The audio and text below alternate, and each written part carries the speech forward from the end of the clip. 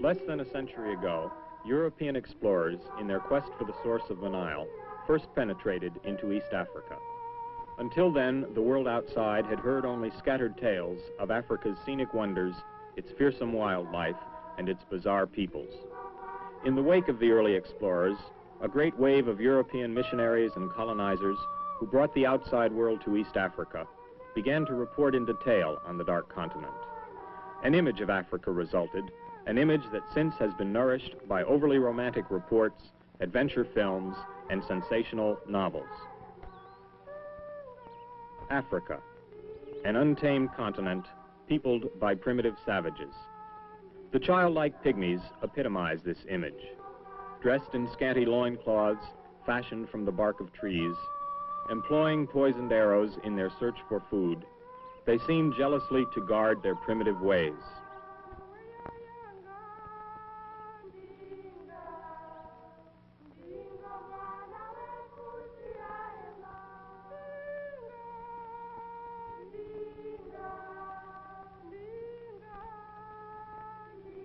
Wild, unrestrained dancing is the kind of African reality best known. So the world came to think of Africans as living in some remote, almost prehistoric era.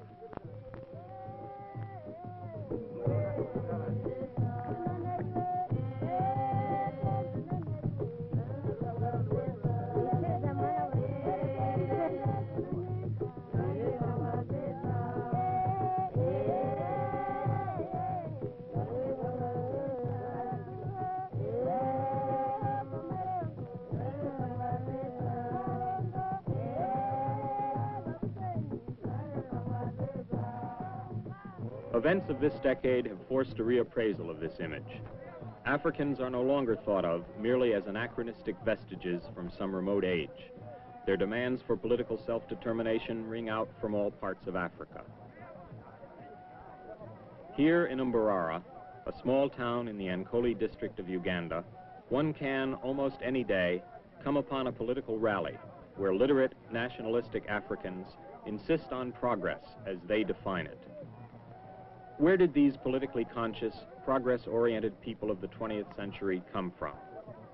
What does it take to enable these people to behave in ways so remote from the traditions of preceding generations? The men of the Banyankole tribe live in a rapidly changing world. What is their world like? What are its demands, and how are they met?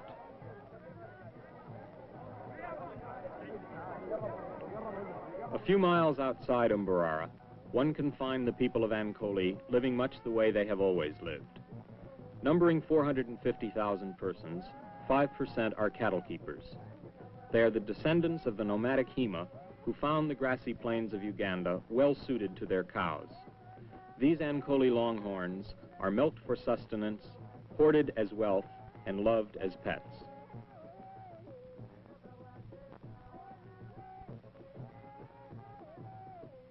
Most Bahimas still live with their cows in temporary enclosures called kraals. While the men are out tending the cattle, the women and children do the few required tasks about the kraal, like churning butter. Women also fashion woven tops for wooden milk pots. Their techniques are ancient, although a woman might today use a razor blade to facilitate her task. A skilled, attractive woman can bring her family several cows in bridewell, and a prosperous cattleman might afford several wives. A shred of evidence of contact with outside cultures may be seen in a kraal, such as that razor blade. But one seeking traditional Hema life will find it here among these herdsmen of Ankole. In the shade of the plantain groves above the Hema's grazing lands live the agricultural people of Ankole, called Bairu. At one time, a single clan would live in a cluster of houses. This is seldom true today, as individual householders tend to build their mud and wattle homes near the dirt roads which now traverse the district.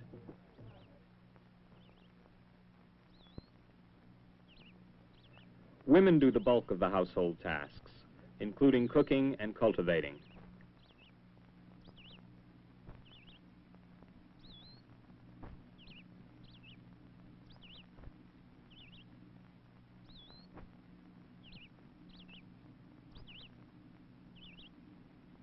These traditionally subsistence agriculturalists live primarily on the plantain diet so widespread in this part of Africa. For most Bairu families, the daily meal consists of matoki, a yellow mashed potato-like dish made from the fruit of the plantain, a fruit resembling the banana. Other plants, like coffee, introduced by the protectorate government as a cash crop, are grown alongside the traditional staples.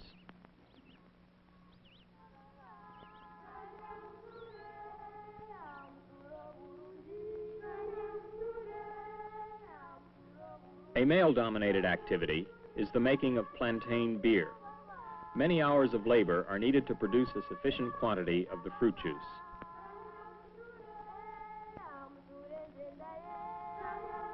The liquid is filtered many times through heaps of grass, piled high in a pit lined with the bark of plantain trees. The juice is then refiltered into hollowed-out gourds.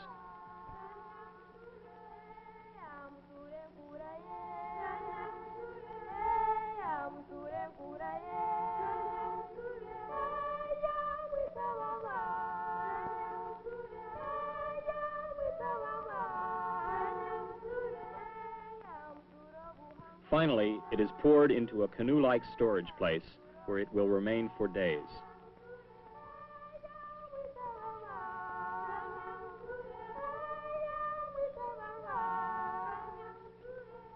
Sorghum, a grain grown by the Banyankole, is added.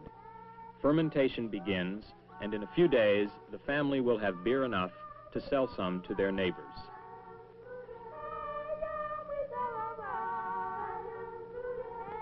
This old spearmaker enjoys his beer break. The beer is preferred over European-style beer, even by those Banyankole who have tasted both. For older Banyankole, not likely to have tasted European beer, the pleasures of the local brew go unchallenged.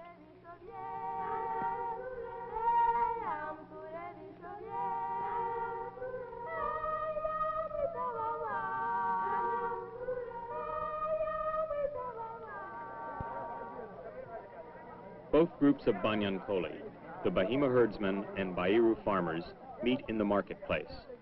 An Iru-made spear is sold to a Hima herdsman, who will use it to defend his cattle and possibly himself from marauding lions. The marketplace is also the scene of an even more significant coming together, that of Africa and the world outside.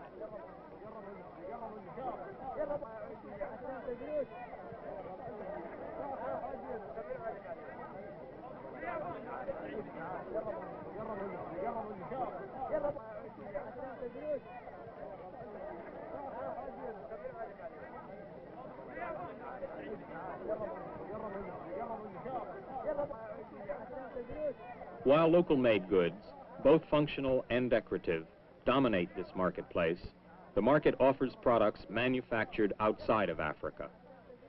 Native jewelry attracts some, but imported textiles are also much in evidence. Thus, the market epitomizes the most significant aspect of life in Africa today, the contact between cultures.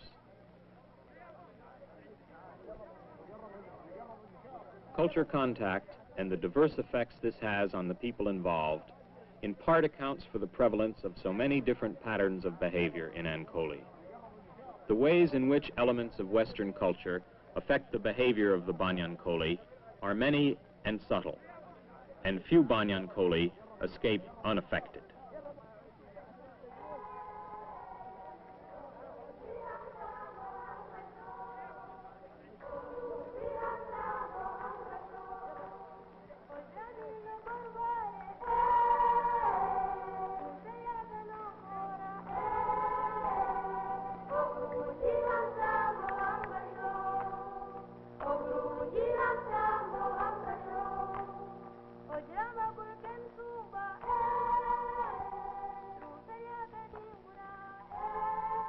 Daily bus service is available throughout the Ankole district.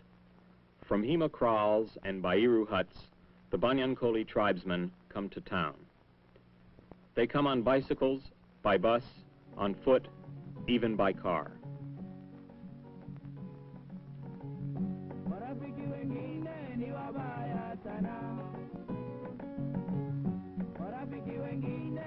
wabaya sana. Anaweza kuja nyumbani kwako bwana. Anaweza kuja nyumbani kwako bwana. Unafikiri ni kukuona bure. Unafikiri ni kukuona bure. Kumbe anamwita bibi yako kwako. Kumbe anamwita bibi yako kwake.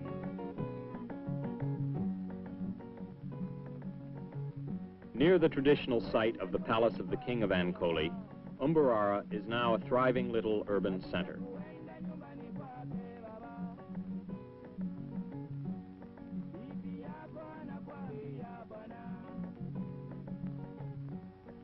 Umbarara, where European government employees, African workers, and Indian merchants daily interact.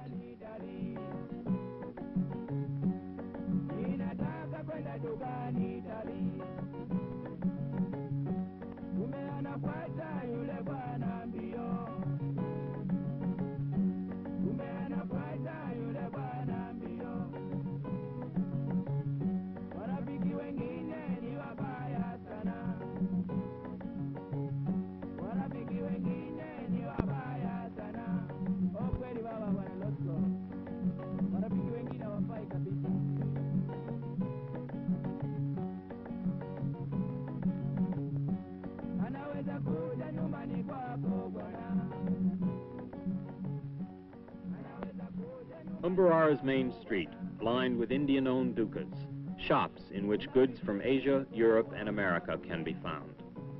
For most African shoppers, the simple things of life, such as canned foodstuffs, cooking utensils, fuel for stoves and lamps, have become necessities. That such purchases have become routine would seem strange to a traditional Munyankole. It is certainly hard for some to understand that a clerk employed in Umbarara might even have to buy his matoki rather than grow his own.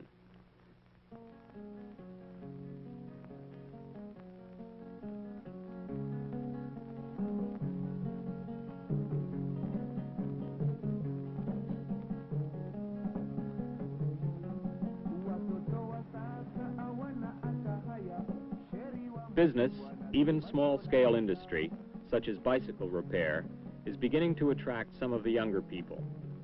Some might barter their labor for chickens, but most have adopted a cash economy. Much like the old frontier towns of America, Umbarara presents to the Banyankole the many material delights of the outside world.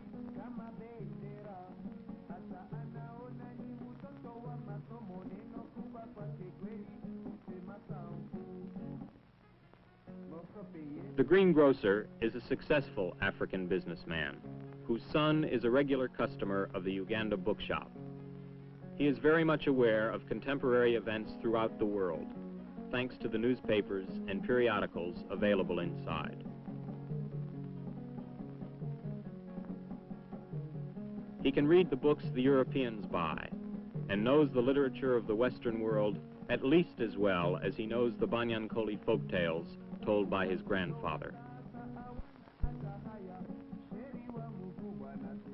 For many Banyankole, Umbarara is primarily thought of as the seat of government. Today, a trip to Umbarara to pay taxes means much the same as the ancient tradition of paying homage to the sacred drums of Ankole. In former days, the drums, resembling two great staring eyes, symbolize the absolute power of the king. Though stripped of much of his former power, the king today lives in a palace near the sacred drums. Above the palace flies the flag of Ankole. On it, the sacred drums still stare. But all Banyankole know that whatever power their king retains has been determined by some higher power. Ankole has been part of Uganda, a British protectorate, throughout the lifetimes of most Banyankole. Annually, on Commonwealth Day, the people of Ankole gather on the green near the district commissioner's office to view the ceremonies honoring the monarch of Britain.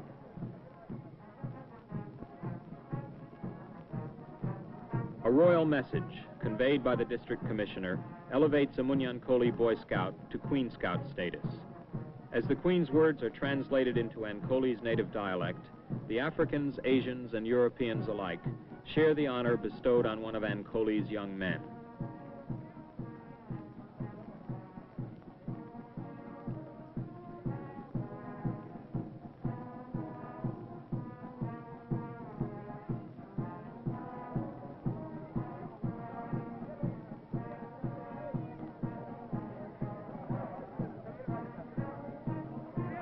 The high point of the festivities is the parade of Banyankole school children.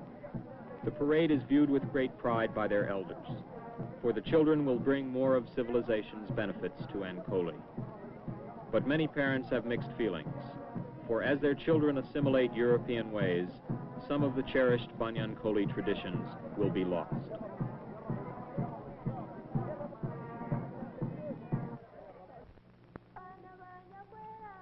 In 1960, 40,000 children were enrolled in primary school. 400 children, mostly boys, are in junior secondary school, 115 young Banyankole in senior secondary school. These figures are sure to grow as the resistance to educating girls further breaks down. In the schools, particularly the secondary schools, the future elite of Ankole are trained in much the same way as their peers in the classrooms of England. Many of these children will go on to university, either in East Africa or abroad. What role will education play in shaping the personalities of these young people? Will it, as many Europeans suggest, merely provide a veneer of civilization, beneath which will live an African still dominated by primitive motives and perceptions of a world full of forces he cannot understand? Questions like these have long intrigued social scientists interested in the interrelationships of culture and personality. Hopefully, continuing research will provide answers to such questions.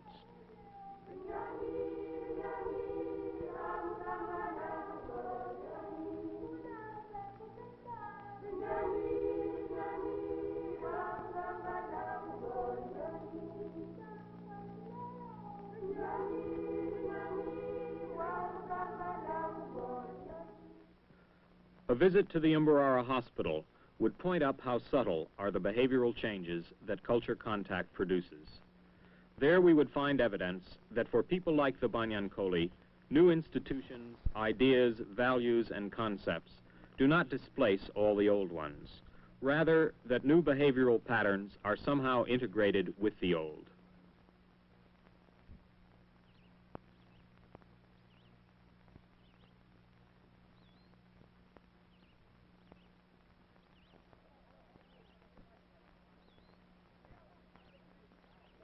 Modern medical practices are warmly accepted by the Banyankole. Waiting rooms and outpatient clinics are always crowded. Patients come to the hospital from miles around, even if their ailment requires nothing more than an aspirin. Their relatives often make lengthy trips to visit them, staying for several days at a nearby hostel. It is significant that Banyankole who come to visit their hospitalized relatives seldom fail to bring with them medicinal herbs and other native remedies.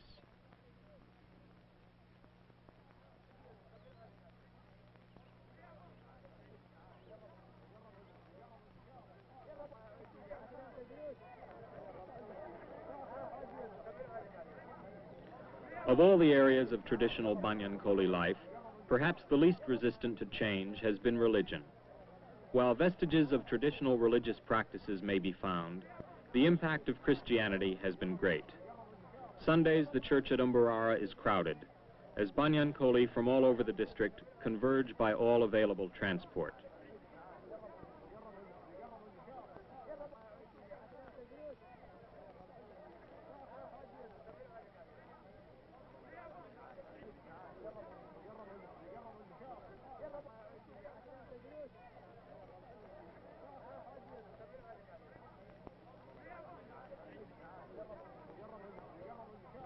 Some studies of behavioral change would suggest that a man's religious convictions die hard compared to his habits of dress or other seemingly more superficial habits. But here that seems not to be so. The explanation of the widespread acceptance of Christianity may lie in the history of Ankoli's contact with the outside world. For much that is of non-African origin was introduced by the churches. Thus, in many respects, to be civilized or modern means to many Africans to be Christian. The schools and hospitals, which are now government-supported, were, until recently, the sole responsibility of the churches. But even if we understand the factors contributing to the general acceptance of Christianity and other non-African concepts, the problem remains of explaining the different degrees of acceptance characteristic of different individuals. What kinds of personality traits, what kinds of individual experiences contribute to the process whereby one person does or does not adopt a new behavior pattern? This is the kind of question current psychological research in rapidly changing societies attempts to answer.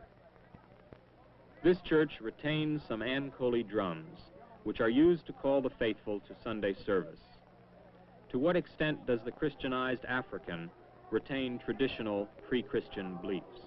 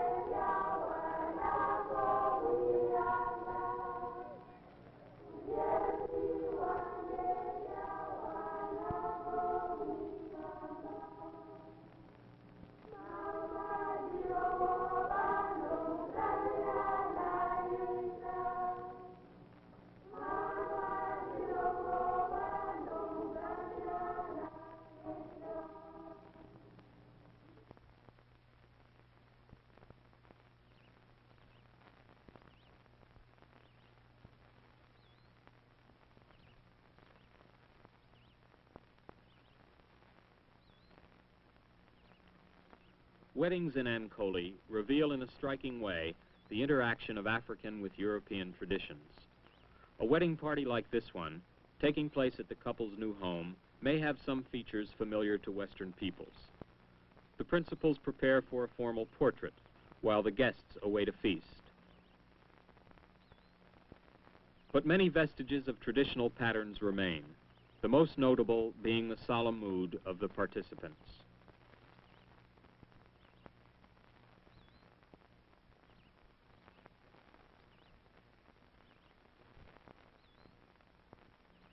Today, most weddings are performed in church. Of the several which might occur on a single day, some retain more of the traditional customs than do others. Formerly, a young man would negotiate with the family of his chosen bride, transmitting to them some bride wealth, cattle if he were a Muhima, a goat or some beer if he were a Mwiru. Often the groom would have to engage in a half-serious battle with the young girl's friends, subduing them in order to take his bride away to her new home. These practices have not completely died out. Most couples married by the church retain the bride wealth custom, although some of the younger Banyankoli seriously question the practice. Brides seldom smile. Marriage seems still to be, at least symbolically, a defeat. Typically, brides fast 1 or 2 days before the wedding. Emerging from the ceremony, they appear worn out, as if vanquished in battle. The more Europeanized the couple, the more European-like the wedding. Here the marriage of 2 school teachers, both of whom are highly Europeanized, incorporates many features of a European wedding. The white gown, the bridesmaids, the flower girls, transportation for the guests, and a decorated car rented for the occasion.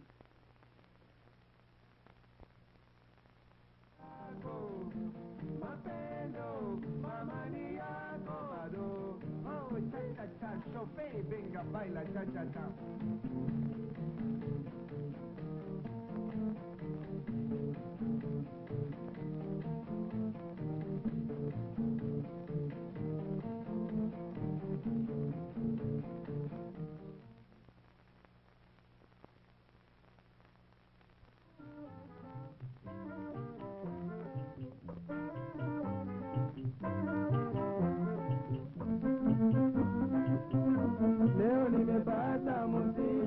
mama yo, leo nimepata msichana mama yo, nami nampenda we wangu mama yo, nami nampenda we wangu mama yo, naye anipenda we wangu mama yo, naye anipenda we wangu mama yo, tumekwisha agana kwa kuoa, tumekwisha agana kwa kuoa.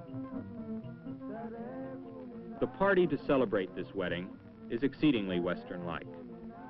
The several-tiered wedding cake, a battery-operated radio providing Swahili jazz, imported English china on which to serve the tea and cakes.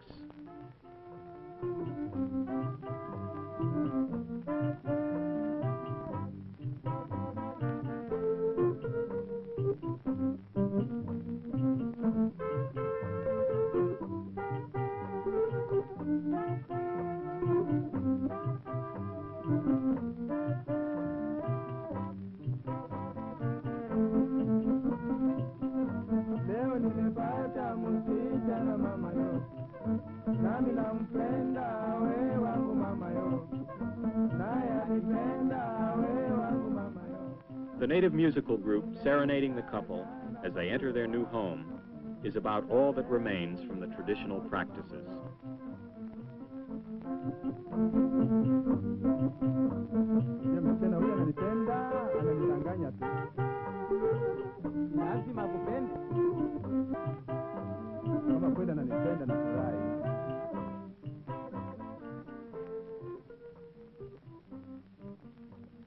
At an increasing rate, new construction goes on in Mbarara.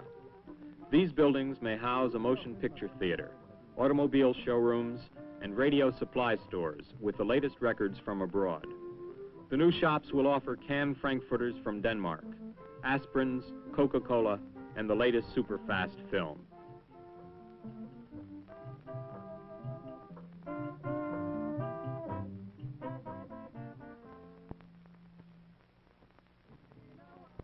These days, the King of Ankole spends much of his time dedicating new facilities, such as this library at the senior high school, a library stocked with books purchased by an American foundation.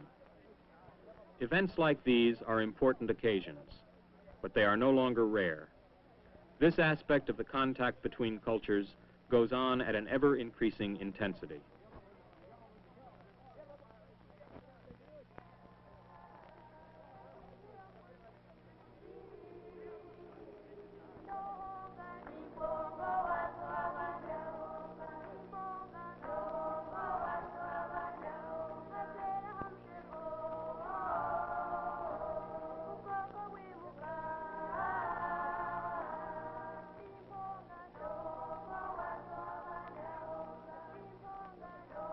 Culture contact means many different things to the Banyankole.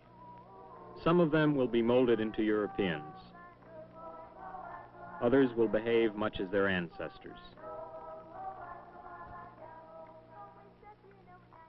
Who among the Banyankole will be most Europeanized? What does becoming more Europeanized really mean for those caught up in the process? What are the limits of the process, if any? We know that some Banyankole will talk, act, dress, even think like Europeans. Others will not.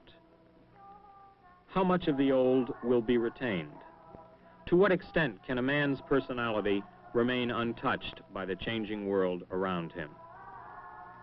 It is clear that important behavioral changes are occurring, in some orderly fashion, although the order may not now be discernible.